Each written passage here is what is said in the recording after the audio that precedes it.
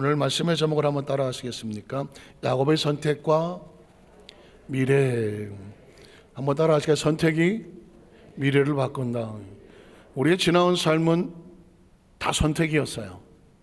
돌이켜보면 인생은 B와 D 사이에, 벌스와 데스 사이에 C, 초이스다, 선택이다. 인생을 한마디로 말하면 선택입니다. 과거는 우리의 선택의 연속이었고, 현재는 과거의 선택이 지금 만들어낸 것을 현재라고 말하고, 현재 우리는 끊임없는 선택을 해야 합니다. 그 선택이 우리의 미래를 만드는 것이죠. 우리의 신앙생활 가운데 최고의 선택은 바로 예수 그리스도죠. 그래서 믿음도 선택인 겁니다. 다른 종교들도 많은데 예수를 믿는다, 예수를 선택한 거죠. 신앙도 선택이고요, 하나님의 나라도 선택입니다. 예배도 선택이고, 우리 하나님 앞에 사는 모든 것들은 다 선택입니다. 그 선택은 약속이 있는 것이고, 그 약속은 선택하는 자에게 길이 미래 속에 열려지게 되는 것이죠. 첫날은 리브가의 선택이 있었고, 이삭의 선택이 있었고, 안타깝지만 어제는 에서의 선택도 있었습니다. 저는 신기한 게 리브가가 신기한 거예요. 앞이 보이지 않는데 가겠습니까? 아브라함의 종이 와서 나와 함께 내 주인의 고향 그곳에 가서 당신을 위해서 이삭이라고 하는 주인의 아들이 결혼을 기다리고 있는데 가시겠습니까? 리브가가 가겠나이다 하더라고요. 어떤 사람이 선택을 할 때 그냥 하는 사람은 없죠. 그 마음에 어떤 분명한 확신이 있기 때문에 선택을 하는 건데, 그건 딴 것은 아니었어요. 리브가는 하나님의 사람이었습니다. 아브라함 나랐기 때문에 하나님의 사람 중에서 선택해 오라고 말했던 겁니다. 저도 지나온 삶을 가만히 돌이켜 봤더니 문득 붙는 옛날 생각이 나잖아요. 제가 학부를 졸업할 때쯤 됐을 때 청빙이 왔어요. 지금 잊어버리지 않아요. 원자력병원 있는 그 석계동에 순복음교회가 아니고 장로교회였던 것 같은데, 아마 순복음 출신 전도사님이 그 교회에 아마 신방 전도사님을 하고 계셨어. 저와 같이 공부를 하고 있었는데 저를 유심히 지켜보셨던 것 같아요. 한 번은 저한테 이렇게 말하는 겁니다. 제가 지금 섬기는 교회에 목사님이 부목사님 같은 부교육자를 찾고 있다는 거예요. 근데 그 목사님은 부흥사야. 그래서 옛날 부흥사들은 월요일날 나가면 토요일날 들어오셔. 그러니까 부교육자가 이제 부목사 역할을 할 사람이 필요한 거예요. 주일날 저녁 설교 또는 뭐 새벽 설교 또는 뭐 수요일날 설교, 그 몇 차례 설교든 담임 목사님이 비었을 때 일주일 동안 하고, 또 뭐라고 말하냐면 대학원을 공부시켜 준대. 전 공부하고 싶은 사람인데 대학원을 갈 수 있도록 학비도 다 내주시겠대. 그 외에 또 다른 조건인데 제가 얘기는 안 하고, 어쨌든 이야, 지금 졸업반의 사람들은 다 뭐 개척을 나가느냐, 어느 교회 뭐 가냐 이러고 있는데 청빙이 들어왔으니까요. 그게 자기가 우리 전사님 대해서 얘기를 잘 했기 때문에 그 목사님도 빨리 오시라 그런다 그러는 거예요. 그래서 제가 생각해 보겠습니다. 근데 사실 그때 저는 또 다른 교회에 마음을 두고 있었어요. 봉천동에 있는 지구촌 순복음교회라고 했는데, 강동인 목사님이라고 천국 가셨는데, 제가 그때 공부하면서 성령론을 가르치는데 제일 은혜 받아서 그 목사님한테 얼마나 뜨거운지 몰라요. 그리고 성령을 가르치니까 뭐 말씀이 그냥 막 그 성령의 은혜가 그 목사님은 제가 사모했었는데, 그 교회에 부목사님이 10년 동안 같이 사역을 하다가 이제 개척을 나간대. 그 교회 새로 와서 같이 한 10년 있어줄 부교육자가 필요하다는 거예요. 어디냐 했더니 지구촌 순복음교회. 전철을 타고 가서 면담을 했어요. 그랬더니 다음 주부터 오래. 야, 석계동에서 오라 그러고 봉천동에서 오라 그러는데, 이게 어떻게 될 줄은 모르겠더라고. 석계동을 쳐다보면 대학원을 보내줄게. 봉천동을 쳐다보면 거기서 10년은 있을 것 같아. 이야, 밤에 잠이 안 오더만 이거. 근데 사실은 저는 그때 영산신학대학원을 가야 하나 세 가지 갈래길을 놓고 고민하고 있었던 거거든요. 여러분 때로 이런 건 필요한 것 같아요. 제가 선택을 못 하겠으니까 제가 그때 제가 중등부 교사할 때인데 교사 부장 장로님이 계셨어요. 사실 전 개인 사생활 잘 얘기 못 해요. 성격상 누구한테 이런 기도 제목이 있는데 근데 이것 좀 뭐 기도해 주세요 또는 뭐 어떻게 할까요? 이거 잘 못해요 저는 잘. 그런데 그때 왜 그런 마음이 들었을지 그 장로님한테 제가 사실 이 진로를 놓고 고민을 하고 있습니다. 장로님 생각에 혹시 어떤 생각이 들까요? 그랬더니 가만히 듣고 있다가 네, 이제 선생님이니까 우리 김 선생님은 영산을 가세요 그러더라고요. 다시 말해서 대학원을 다시 들어가서 여의도에 사역을 하시는 게 좋을 것 같아요 한 얘기죠.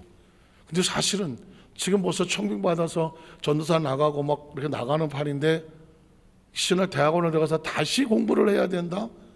쉽지 않은 거거든요. 근데 여러분 저에게 이게 선택이잖아요. 그러려면 석계동도 포기하고 봉천동도 내려놔야 돼. 그리고 다시 대학원에 들어가서 공부를 해야 돼. 야, 어떻게 했을 것 같아요? 석계동도 안 가고 봉천동도 안 가고 그냥 다시 영산에 들어간 거죠. 사실은 1년 전에 영산에 시험을 봤다가 떨어졌거든요. 나이가 모자라서 4개월 모자라서 근데 독하기도 하더라고. 4개월 모자란다고. 그랬던 아픈 기억이 있어서 될까? 그런데 다시 영산을 선택을 다시 공부를 하고 그랬더니 거기서 우리 집사람 만났잖아. 우리 집사람이 거기서 기다리고 있더만 나를. 내 인생의 최고 잘한 선택 아니야? 박수 한번 쳐줘요. 그래서 제가 이제 의사를 만나서 결혼하게 됐는데 지금도 가만 제 지나온 삶을 여러분도 마찬가지예요. 지나온 삶을 보십시오. 내가 뭘 선택했 물론 제가 석계동 선택했다고 잘못한 건 아니에요. 석계동을 선택했으면 거기서 그 길을 또 갔겠죠. 봉천동을 선택했으면 봉천동대로 갔겠죠. 그건 다 사역이니까 잘못한 게 아니에요. 그런데 하나님은 제 마음속에 영산을 들어가서 여의도에서 네가 사역을 하라.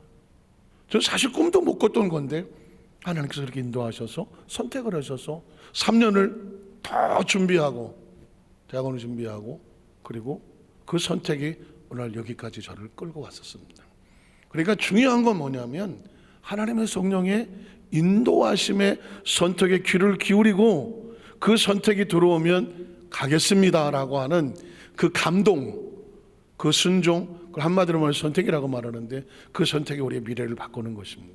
오늘 성경에 보면 야곱에 대한 미래와 운명이 나와 있습니다. 어제 에서와 야곱은 어머니 뱃속에 같이 있었기 때문에 똑같이 그런 미래 예언을 받았습니다. 창세기 25장 19절 26절에 보면 에서에게도 마찬가지지만 야곱도 마찬가지입니다. 아브라함의 아들 이삭의 족보는 이러하니라. 아브라함이 이삭을 낳았고 또 이삭은 40세 리브가를 맞이하여 아내를 삼았으니 리브가는 바단 아람 아람 족속 중 부두엘의 딸이요 아람 족속 중 라반의 누이였더라. 이삭이 그 아내가 임신하지 못함으로 그를 야훼께 간구하매 야훼께서 그의 간구를 들으셨으므로 그 아내 리브가가 임신하였더니 그 아들들이 쌍둥이죠. 그의 태 속에서 서로 싸우는지라 그가 이르되 이럴 경우에는 내가 어찌할꼬 하고 가서 야훼께 묻자온대 야훼께서 그에게 이르시되 두 국민이 내 태 중에 있구나. 두 민족의 내 복 중에서부터 나누어질 것이다. 이 족속이 여기서부터 운명이 바뀌는 거죠. 이 족속이 저 족속을 보다 강하겠고 그 둘 중에 하나 강하겠죠. 그런데 말이 바뀌는 겁니다. 큰 자가 어린 자를 섬기겠다. 상식적으로 어린 자가 큰 자를 섬겨야 되는데 하나님의 예언은 큰 자가 어린 자를 섬기게는 운명이 뒤바뀔 것이다. 이렇게 말하는 것입니다. 그 다음 절을 보면 그래서 그의 산 기한의 찬적태에 쌍둥이가 있었는데 먼저 오는 한자는 불꽃 전신이 털을 갖다서 이름을 에서 큰 자입니다. 후에 나온 아우는 손으로 에서의 달꿈치를 잡았으므로 그 이름을 야곱이라 했으니 작은 자였습니다. 리브가 그 아들을 낳을 때에 이삭이 60세였더라. 다른 데 관심이 없어요. 에서와 야곱이 나왔는데 에서는 큰 자고 야곱은 작은 자야. 그런데 하나님이 예언하시기를 큰 자가 작은 자를 섬기게 될 거다. 운명이 뒤바뀔 거다라는 거예요. 에서의 선택과 야곱의 선택이 운명을 바꿨습니다. 여러분 기억하시죠? 어제 에서는 팥죽 한 그릇에 당장 눈앞에 보이는 그 여건과 환경과 이익 때문에 장자의 명분이라고 하는 그 직분과 사명과 신앙과 믿음과 그 헌신과 하나님과의 약속과 그 계약을 가볍게 여겨서 소홀히 여겼어. 나한테 중요한 건, 지금 당장 중요한 건 먹고 사는 거야. 이게 중요하다고 생각했습니다. 그게 에서의 선택이었었습니다. 어떻게 생각하십니까? 그 결과 그는 큰 자임에도 불구하고 작은 자를 섬기는 운명이 뒤바뀌었습니다. 그러면 야곱은 뭘 선택하겠습니까? 야곱은 하나님의 축복권을 사모했습니다. 두 번째로 보면 야곱의 선택은 에서와 달랐습니다. 27절 이하를 보면 그 아이들이 장성함에 에서는 익숙한 사냥꾼이었으므로 들사람이 되고 야곱은 조용한 사람이었으므로 장막에 거주하니 이삭은 에서가 사냥한 고기를 좋아하므로 그를 사랑하고 리브가는 야곱을 사랑하였더라. 야곱이 죽을 씌웠더니 에서가 들에서 돌아와서 심히 피곤하여 야곱에게 이르되 내가 피곤하니 그 붉은 것을 내가 먹게 하란지라. 그러므로 에서의 별명은 에돔이다. 붉다라는 뜻입니다. 야곱이 이르되 형의 장자의 명분을 오늘 내게 팔라 그랬습니다. 제가 어저께 똑같은 얘기했습니다. 야곱에게도 팥죽 한 그릇과 장자의 명분이 있는 거고 에서에게도 팥죽 한 그릇과 장자의 명분이 있는 겁니다. 이 두 사람이 지금 어떤 것을 더 소중히 여기고 귀히 여기고 살아왔는지를 보여줍니다. 에서는 어떻게든지 먹고 마시고 자기가 하고 있는 감정, 기분, 여건, 소망, 욕망 이런 것에 목표를 두고 있습니다. 그러나 야곱은 달랐습니다. 야곱은 형의 장자의 명분, 이 명분은 내가 형이야, 그게 문제가 아닙니다. 하나님의 약속이 있는 아브라함의 하나님, 이삭의 하나님, 그 다음에 하나님이 누구냐?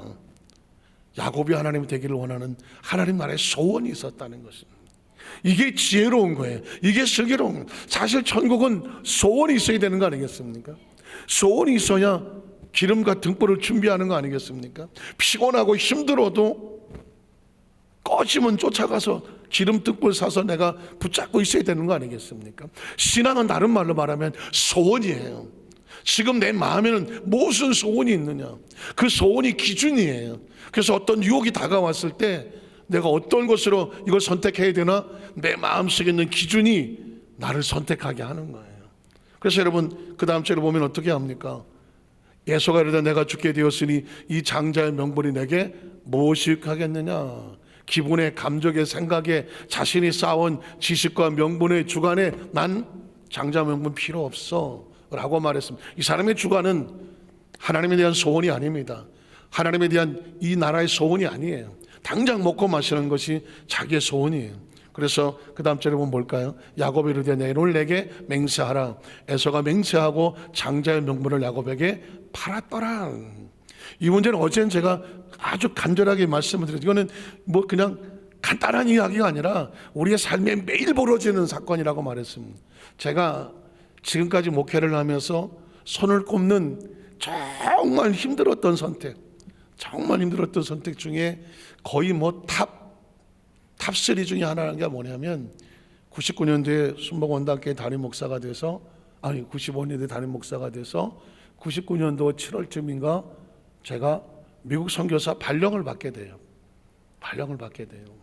그 모습을 바라보면 여기도 순복음교회에 뭐 서교구장, 대구장 거치고 뭐 담임 목사, 지성전 담임 목사를 하든지 국장을 하든지 부목사를 하든지 뭐 선교사를 갔다 오는 게 당연한 코스였었어요. 이렇게 생각하면 아무것도 뭐 그럴 수 있는 거예요. 그렇지만 순복원단교회라는 곳이 99년도에 갔을 때 1500명 하던 성도가 600명으로 무너졌고 다 깨지기 직전의 교회에 그 교회 하나님께서 조목사 저를 집어 던지듯이 넣어서 네가 가서 살려봐. 그래서 거기서 100일 동안 정말 가스총을 2개 차고 다니면서 목숨의 위협을 느껴가면서 100일 동안 교회를 지키고 버티고 그거를 직전해서 100일 만에 취임 예배를 드리고 그리고 5년 동안에 교회가 3,000명이 됐어요. 화정으로 성전이 옮겨지게 되고 4층짜리 건물을 구입하게 되고 8층에 4층을 썼어요. 평당 300평씩 되는 거를 1200평이죠. 그 앞에 땅을 200, 250, 500평을 땅을 샀어요. 엄청난 은혜를 얻죠. 5년 동안. 그리고 뭐 일주일에 30명씩 들어왔어요. 초신자들이요. 뭐 새로운 성도들이 5년 동안 전 외국이라는 데는 나가보지를 못했어요.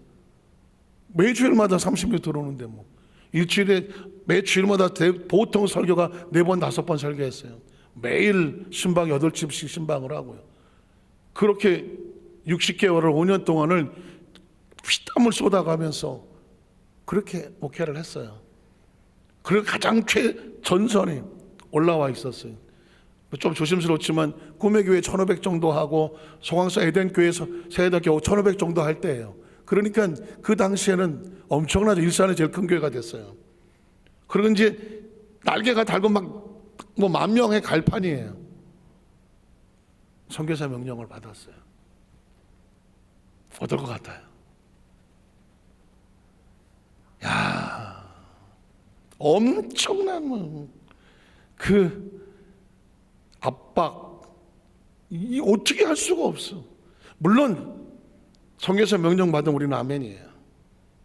그러나 뭐 지나간 얘기니까, 뭐 오래전 얘기니까 뭐 성도들의 전화가 핏발쳐서 오는 거예요. 어떤 사람들은 목사님, 그냥 차라리 개척해서 나가요, 목사님. 목사님 나가면 다 따라갈 거야. 야, 제가 거의 영어로 말하면 크레이징 앤 점핑이야. 미치고 환장하고 펄짝 뜨겠어. 전화기 꺼놓고 한 달 동안을 이건 뭐 그 고통은 이루 말할 수가 없었어요. 딱 하나 그때 하나님께 엎드렸을 때 네가 여기 어떻게 해서 왔어? 조영기 목사님 은혜로 비서실장을 하고 다 깨진 교회지만 네가 가서 던져서 살려봐. 교회가 어떻게 성장했어? 하나님 은혜로, 조 목사님 은혜로. 그러면 어떻게 할래? 당장 눈앞에 있는 이걸 놓으면 죽을 것 같아요. 그런데 하나님의 명령은 너 그거 다 내려놓고 미국 선교사 가라는 거예요. 제가 제정신이겠어요? 야, 난 그때 이후로 절대로 미친 전들을 욕하지 않아요. 사람이 왜 미치는지는 알아요. 아, 이래서 미치는구나. 저 여러분 미친 년 보면 절대 욕하지 마세요. 그 사람들 미치고 싶어서 미쳤겠어? 어떤 극한 환경에 가서 도저히 견딜 수 없어서 정신줄을 놔버리는 거예요. 진짜 정신줄 놓고 싶었어요. 견딜 수가 없었어요. 그럼에도 불구하고 딱 하나, 마치 이스라엘 백성들이 광야를 갈 때에 구름기둥과 불기둥이 있었어. 아, 여기 너무 좋다. 근데 구름기둥이 움직여버려. 아무리 좋아도 보따리 싸고 구름기둥 따라가야 돼. 그래야 사는 거야. 너의 목표는 가나안 땅이야. 이 광야가 아니야. 그리고 여기 너무 힘들고 어려워서 막 그래도 그러나 구름기둥과 불기둥이 움직이지 않으면 거기 서 있어야 되는 거야. 이스라엘 백성을 그거 훈련시키는 거잖아요. 구름기둥 바깥으로 나가면 죽는 거야. 불기둥 바깥으로 나가면 죽는 거야. 안 따라오면 죽는 거야. 광야에서 터 잡았다고 해서 거기서 100날 잘 살 것 같지만 광야는 사람 사는 곳이 아니야. 여러분 마찬가지입니다. 저와 여러분 이 땅에서 천년만년 살지 않아요. 천년 말지 않아요. 육신은 여기서 그냥 잘 먹고 잘 살았으면 좋겠다 그러고 여기 마음 편하게 좋겠다 그럴 줄 몰라요. 그러나 우리는 하나님이 영으로부터 와서 이 땅의 사명을 감당하고 우리 영은 하나님께로 가는 거예요. 믿으십니까? 그래서 철저하게, 그래서 제가 선교사 명령을 받고 선교사 출발하는 날 거의 까무러쳤죠. 뭐 거의 또 입사님 데리고 아이를 데리고 LA 가는 비행기를 6시간을 타고 하는데 뭐 그러고 나서 2년은 울었을 거예요. 제가 이야기를 드린 이유는 딴 게 아닙니다. 선택이 그렇게 만만한 게 아니에요. 죽을 각오를 하고 선택을 해야 되고요. 죽을 각오를 하고 그 성령의 구름끈과 불기둥, 그게 목적이에요. 그게 기준이어야 돼요. 이거 너무 아깝고 힘들고 어떻게 그때 그게 선택을 한 게 제가 지금 여기 와 있는 거예요.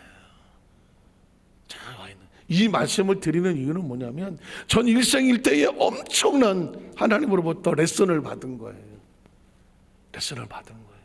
야, 김영희 목사, 내 인생에 영원한 것도 없고 네 손에 움켜쥐고 다 내 딸하고 자신할 것도 없어. 나이 35에 3,000명이 성도예요. 95년, 96년도에 일산에 제일 큰 교회였어요. 그러면 제가 어떤 생각이 들겠어요? 어떤 생각이 들겠어요? 이대로 가면 10,000명도 가겠는데? 김유희 목사, 김사 그럴 때였어요. 저는 무서웠어요. 뭐가 무서웠냐면 이 정도면 됐지 뭐. 야, 내 나이 이 정도면 이게 무서운 거예요. 하나님의 나라 속에서는요, 진짜 중요한 건 환경이 아니에요. 여건이 아니에요. 뭐가 중요하냐면 내 마음속에 하나님이 기준 되는 거, 다시 말하면 구름기둥과 불기둥, 그게 어디를 가든지 그거 놓지 않는 거, 이게 우리를 살리는 거예요. 그게 우리를 살리는 거예요. 왜 그런지 아십니까? 그거를 제가 겪어봤기 때문에 안산에 올 수 있었던 거예요. 먼저 있던 교회에서 그 하나님께서 역사하시는 그 감동 가운데, 저 목사님 너 안산 갈래? 제가 선택할 수 있었던 거예요. 근데 그때 제가 경험을 했거든요. 하나님, 전 여건과 환경이 중요하지 않아요. 그때 너무 힘들어 봤기 때문에 여건과 환경에서 빠져나온다는 게 얼마나 힘든 건지를 알기 때문에 큰 경험을 했어요. 저는. 그래서 너 안산 갈래? 저는 안산 갈래가 아니라 하나님의 성령이 움직이면 성령의 움직임을 따라서 움직일게요. 전 지금도 마찬가지예요. 저는 이 땅에 많은 목사님들도 계시고 죄송들도 있고 설교 잘하시는 분도 많아요. 그러나 제가 원하는 것은 제가 하나님 안에서 더 뜨겁기를 원해요. 더 성령의 음성에, 구름의 성령의 구름기 등에 예민하기를 원하고, 그 목사님은 하나님 안에서 그 감동이 있어, 열정이 있어, 하나님에 대한 말씀에 대해서 간절함이 있어. 전 그거 듣고 싶어요. 나머지는 아무것도 없어요. 자, 우리 여도수 만삭교 성도들 마찬가지예요. 우리가 무슨 겉으로 보이는 스펙이나 겉으로 보이는 화려한 여건이나 어떤 것들에서 여러분 평가받을 거, 그건 잠깐 잘 나가면 사람들이 박수치고요, 좀 못 나가는 것 같으면 우습게 여기는 거예요. 그러나 하나님은 우리의 무엇을 보냐면 구름기둥과 불기둥에 기꺼이 움직일 때 같이 움직여주고 머무를 때 같이 머무를 수 있느냐, 하나님의 감동에 반응하는 선택을 원하는 거예요. 이번 성령대망의 앞으로도 계속 말씀의 주제는 뭐냐면, 매 삶 가운데 많은 유혹이 있을 것이고 많은 어려움이 있을 것이고 선택의 기준이 있을 때에 내 경험도 아니고 내 배운 지식도 아니고 사람들이 어떻게 생각할까도 아니야. 하나님이 어떻게 생각할까? 그래서 하나님 안에서 진실된 그 성령의 감동의 선택에다가 여러분의 인생의 승부를 거세요. 하나님만 우리의 삶을 보장하지 나머지는 누구도 보장하지 않아요.